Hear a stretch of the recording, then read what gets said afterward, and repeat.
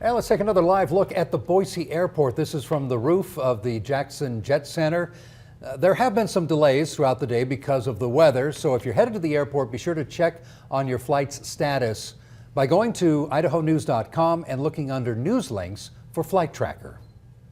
Now, we're not the only ones to get a shot of winter weather today. Much of the country got hit with similar weather as well. And we're checking in with our crews at some of our sister stations across the country. First up, let's go to the nation's capital. The Maryland suburbs of Washington, D.C. are battling a mid-February snowstorm. Dozens of crashes, including this one, where a teenage boy took his family's SUV for a ride without permission. He hit a tree. The front axle snapped in half. Dad, less than pleased. Multiple vehicles became stranded on an area toll road. Federal, state, and county government workers and schools are all closed today. As temperatures rise throughout the afternoon, this storm will turn to sleet and ultimately rain. Flooding is possible. In Montgomery County, Maryland, I'm Kevin Lewis. Yet another round of rain moving through the mid-state is creating some big concerns for this local campsite here just off of Murfreesboro Road in Lebanon. That's because this swift-moving creek that you see behind us is moving basically through their backyard. And as more rain falls and this water continues to rise, they're actually moving campers like the one you see behind us from this area all the way to the back of the property, and it's all for their safety. But I just thank God, we had a time to, evacuate everybody so they could be safe, because ain't no telling what could have happened if, we came up in the water, for the trailers and stuff, But like I said, I just thank God for everything. Now, this is just one of many local creeks and streams and rivers that we're seeing rise here in the mid-state. We are keeping an eye on them to make sure that you and your family are staying safe and make sure that you have the latest alerts when it comes to rising water levels like this. We know that they are already inundated with water because of the extremely wet February that we've had so far.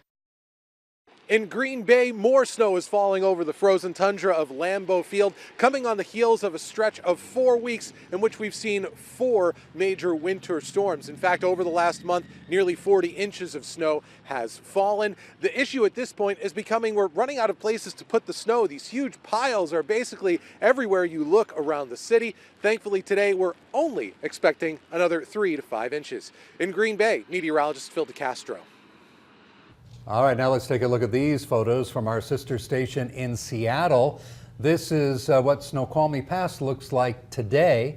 Since February 4th, 102 inches of snow have fallen up there. It's an all-time record for February, and it was set back in 1956 when they got 169 inches.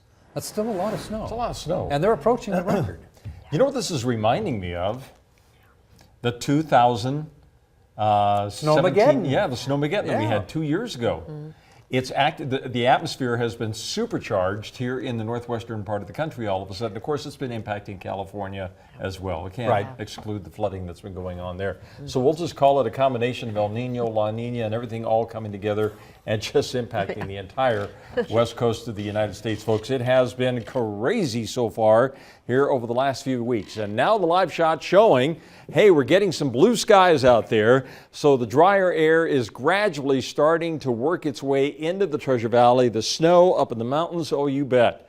We got up to 11 inches of snow up at Bogus and Tamarack, and Brundage got about 7 to 8 inches of new snow. So we pretty much hit the target of what we were anticipating with the storm, and the latest snowpack levels still above average straight across the board across the entire state, with now 135% of normal up in the Weiser Basin, and you can see 112% of normal right now, and Payette 104% of normal in the Boise Basin. So everybody's doing just fine, and we still have a steady diet of storms headed this way. Now, there are still a scattering of snow showers out here across the Owyhees to the southwest, and a little bit of snow that's developing out here in Malheur County. But I think for the most part, we're going to be drying out. Now, we may catch a couple of isolated flurries later tonight and maybe something early tomorrow morning, but the drier air moves in for the next 2 days. 34 degrees right now in Boise, 39 degrees in Ontario, 35 degrees in Caldwell, 25 degrees currently in McCall. There's the low, and as it's moving out in its wake, we have a very, very cold northwest flow that is in place. But this is the drier air that's going to be moving in through the day tomorrow. But with that northwest flow, the temperatures are going to continue to be on average about 10 degrees below normal for this time of the year. And then we've got the next potential for snow coming in here right around the weekend. And it could be sometime Saturday or on Sunday, but in fact the pattern looks like once we get into the weekend it stays unsettled with occasional snow showers on again, off again, Saturday, Sunday, Monday, and Tuesday. Still too early to pinpoint how much we could get, just know that that's on our sites right now. And up in the mountains we will see some snow, periods of snow Saturday, Sunday, Monday, and Tuesday. It's amazing. Yeah, it's pretty amazing. All right, Roland.